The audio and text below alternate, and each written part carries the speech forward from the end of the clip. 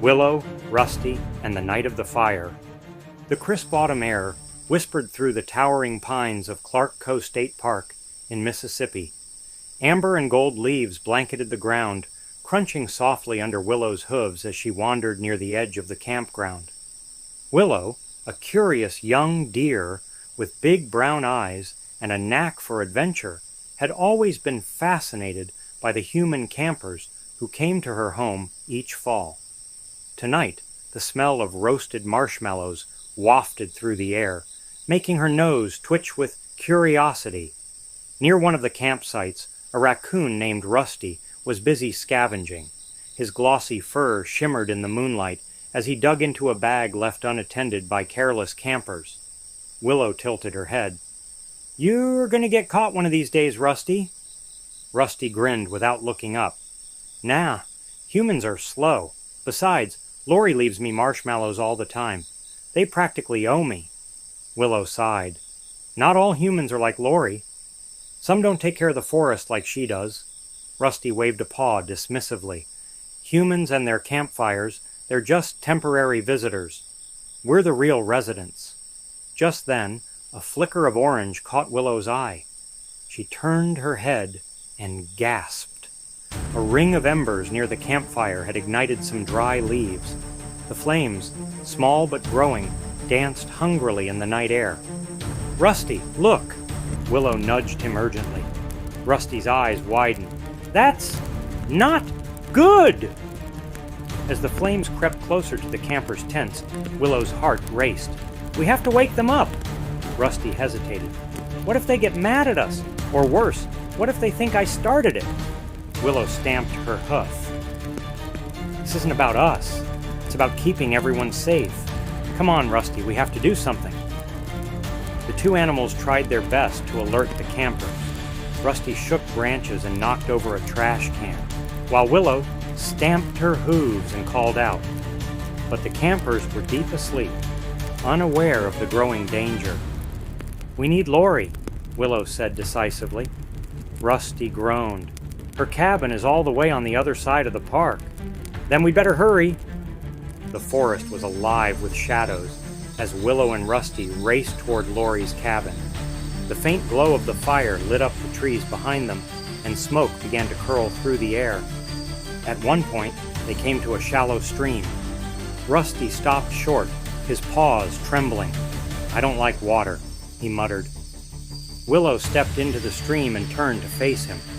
"Rusty, you can do this. Just follow me, one step at a time." With a deep breath, Rusty followed, splashing through the cool water.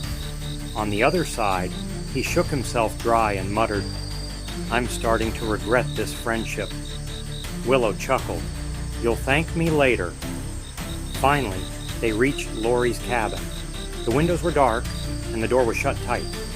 Rusty scrambled up to the windowsill and tapped on the glass with his tiny paws. "Hey, Lori, wake up!" Willow stamped her hooves and called out softly, "Lori!" "There's a fire." Inside, Lori stirred, her sharp ears catching the noise. She sat up and peered out the window, spotting Rusty and Willow in the moonlight. She quickly nudged her husband, Tony, awake. "Tony, something's wrong. Rusty and Willow never show up together unless it's important." Tony groaned, but got up. Lori pulled on her boots and grabbed a flashlight. When she opened the door, Rusty scurried down and tugged at her pant leg. "What is it, Rusty?" she asked. Willow turned and started toward the campsite, glancing back to make sure Lori and Tony followed. "Let's go, Tony," Lori said. "Grab the fire extinguisher." When they arrived, the fire had grown, but was still manageable. Tony worked quickly to put out the flames while Lori woke the campers and explained what had happened. The campers, embarrassed and apologetic, promised to be more careful in the future. After the fire was out and the danger had passed, Lori knelt down and stroked Willow's soft fur. "You two are heroes," she said with a smile. "You didn't just save the campers. You helped protect the forest and all the animals who live here." Rusty danced around proudly. "Well, I'm pretty amazing." Willow laughed. "We couldn't have done it without each other." Lori looked at the campers and said, "This is why it's so important to respect nature and follow the rules.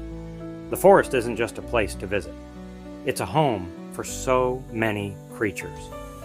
As the first light of dawn broke through the trees, Willow and Rusty sat side by side, watching the campers pack up their things. They knew they had made a difference, not just for the campers, but for the forest they loved. And from that day on, Rusty always made sure to remind Willow, "If I hadn't crossed that stream, none of this would have happened. So technically, I'm the real hero here." Willow just smiled. "Sure, Rusty. Whatever you say." In the quiet of the autumn trees, a fire sparked beneath the leaves. Willow stood so brave that night, with Rusty racing by her side. They saw the danger, felt the call to protect the land that gave them all. Through the smoke, through the night, they ran together toward the light, where the heart runs free, in the land of golden leaves. Together we stand hand in hand to protect this precious land. Through courage and love we'll always be guardians of Clarko's memory.